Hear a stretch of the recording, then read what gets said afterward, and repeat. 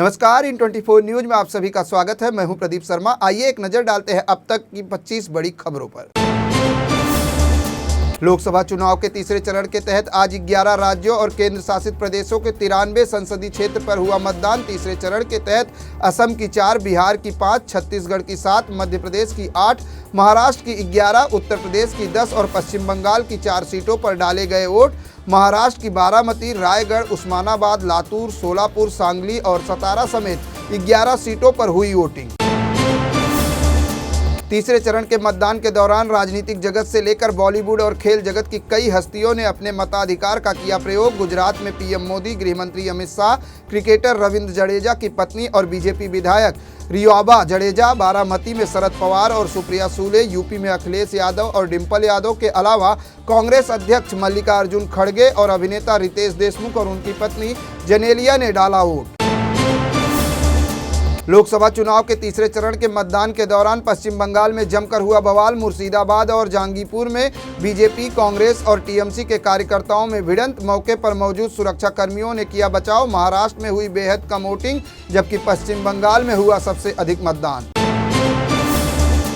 जम्मू कश्मीर में आतंकियों के खिलाफ जारी है सुरक्षा बलों का ऑपरेशन। सोमवार की सुबह दक्षिण कश्मीर के कुलगाम में सुरक्षा बलों और आतंकियों के बीच मुठभेड़। अब तक 3 आतंकियों को किया ढेर। सुरक्षा बलों ने लश्कर के टॉप कमांडर वासिद अहमद डार को घेरा। झारखंड के रांची में जारी है प्रवर्तन निदेशालय की कार्रवाई। झारखंड सरकार के मंत्री के नौकर जहांगीर आलम के फ्लैट से 35 करोड़ की जब्त की गई है। ईडी ने दूसरे ठिकानों से जब्त किए 2 करोड़ से अधिक रुपए। कैश कांड में मंत्री आलमगीर आलम का पीए संजीव लाल और नौकर जहांगीर आलम गिरफ्तार। दिल्ली की आबकारी नीति में कथित घोटाले के आरोप में जेल में बंद मुख्यमंत्री अरविंद केजरीवाल की याचिका में सुप्रीम कोर्ट में हुई सुनवाई। इस दौरान प्रवर्तन निदेशालय ने केजरीवाल के खिलाफ सबूत होने का दावा करते हुए उनकी याचिका का किया विरोध। केजरीवाल ने अपनी याचिका में ईडी की गिरफ्तारी को दी है चुनौती। दिल्ली शराब घोटाला मामले की सुप्रीम कोर्ट में सुनवाई के दौरान सॉलिसिटर जनरल तुषार मेहता ने कहा, कोर्ट को तथ्य देखने चाहिए, इनका प्रचार करना या न करना नहीं हो सकता है चिंता का विषय। अगर केजरीवाल नहीं करेंगे प्रचार तो आसमान नहीं टूट पड़ेगा। लोकसभा चुनाव के तीसरे चरण के मतदान के दौरान समाजवादी पार्टी के प्रमुख एवं कन्नौज लोकसभा क्षेत्र से प्रत्याशी अखिलेश यादव सैफई में पत्नी डिंपल और बेटी अदिति के साथ डाला वोट। अखिलेश यादव ने की लोगों से ज्यादा मतदान करने की अपील। सपा प्रमुख अखिलेश यादव ने तीसरे चरण के मतदान के दौरान प्रशासन की भूमिका पर उठाए गंभीर सवाल। कहा, बीजेपी के कार्यकर्ता और नेता करना चाहते थे बूथ पर कब्जा। एक पोलिंग अधिकारी पर लोगों को गाली देने का भी लगाया आरोप। अखिलेश यादव ने की चुनाव आयोग से मामले में संज्ञान लेने की मांग। कांग्रेस की राष्ट्रीय मीडिया समन्वयक राधिका खेड़ा ने छत्तीसगढ़ कांग्रेस के संचार विभाग के चेयरमैन सुशील आनंद शुक्ला पर लगाए गंभीर आरोप। पार्टी से दिया था इस्तीफा। तीसरे चरण के मतदान के बीच बीजेपी में शामिल हुए अभिनेता शेखर सुमन, कांग्रेस की राधिका खेड़ा। बीजेपी में शामिल होने के बाद कांग्रेस की पूर्व नेता राधिका खेड़ा का बड़ा बयान। कहा, मुझे भाजपा सरकार, मोदी सरकार का नहीं मिला था संरक्षण। आज की कांग्रेस महात्मा गांधी की कांग्रेस नहीं, आज की कांग्रेस राम और हिंदू की विरोधी। भाजपा में शामिल होने के बाद अभिनेता शेखर सुमन का बयान। कहा, मुझे कल तक नहीं पता था कि मैं आज यहाँ बैठूंगा, क्योंकि जिंदगी में कभी कुछ जाने अनजाने में भी होता है। मैं यहाँ बहुत ही सकारात्मक सोच के साथ आया हूँ और मैं सबसे पहले ईश्वर का जताऊंगा आभार कि उन्होंने मुझे यहाँ तक आने का दिया है आदेश। मालदीव के राष्ट्रपति मोहम्मद मुइज्जू चीन के साथ मिलकर पहले भारत को दिखा रहे थे आंख, लेकिन अब भारत के सामने गिड़गिड़ा रहा है मालदीव। चौपट होती अर्थव्यवस्था को देखते हुए मालदीव ने भारत से किया आग्रह। कहा, उनका देश पर्यटन पर है निर्भर, इसलिए भारत के लोग आए मालदीव। जबकि अब भारत और मालदीव के रिश्ते हो चुके हैं तनावपूर्ण। दिल्ली शराब घोटाला मामले में मनीष सिसोदिया को नहीं मिली राहत। शराब घोटाला से जुड़े सीबीआई केस में राउज एवेन्यू कोर्ट ने मनीष सिसोदिया की न्यायिक हिरासत 15 मई तक बढ़ाई। ईडी ने सिसोदिया को पिछले साल फरवरी में किया था गिरफ्तार। उसके बाद से सिसोदिया लगातार कर रहे हैं कस्टडी से बाहर आने का प्रयास। बॉलीवुड एक्ट्रेस जेनेलिया डिसूजा अपने पति रितेश देशमुख के साथ महाराष्ट्र के लातूर में किया मतदान। वोट डालने के बाद एक्ट्रेस ने जनता से की अपील, कहा यह आपका अधिकार है और अगर आप कोई बदलाव चाहते हैं तो आपको जरूर करना चाहिए अपने मताधिकार का उपयोग। जेडीएस नेता प्रज्वल रेवन्ना के अश्लील वीडियो मामले में कर्नाटक के पूर्व मुख्यमंत्री एच.डी. कुमारस्वामी ने राज्य के उप मुख्यमंत्री डी.के.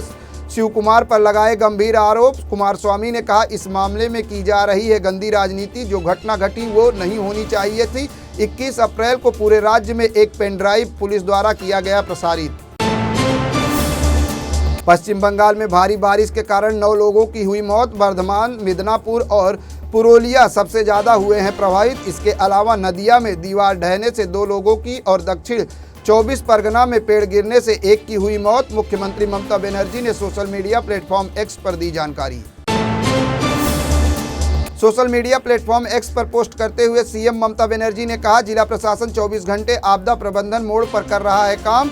दिशा निर्देशों के अनुसार सहायता राशि प्रदान करने की प्रक्रिया पर किया जा रहा है तेजी से काम। आंधी तूफान में जान गंवाने वालों के परिजनों के साथ है मेरी संवेदनाएं। कांग्रेस अध्यक्ष मल्लिकार्जुन खड़गे ने विपक्षी इंडिया गठबंधन के नेताओं को लिखा पत्र। कांग्रेस ने चुनाव आयोग द्वारा जारी किए गए मतदान के आंकड़ों पर उठाए सवाल और कथित धांधली का लगाया आरोप। पत्र में खड़गे ने की विपक्षी गठबंधन के नेताओं से अपील, कहा ऐसी धांधलियों के खिलाफ उठाएं हम सब मिलकर आवाज। लोकसभा चुनाव के तीसरे चरण के मतदान के बीच कई क्षेत्रों में हिंसा की घटनाएं आई सामने। पश्चिम बंगाल के मुर्शिदाबाद के जहांगीरपुर में वोटिंग के दौरान मतदान केंद्र पर भाजपा उम्मीदवार धनंजय घोष के साथ तृणमूल कांग्रेस के बूथ प्रेसिडेंट के साथ हुई झड़प।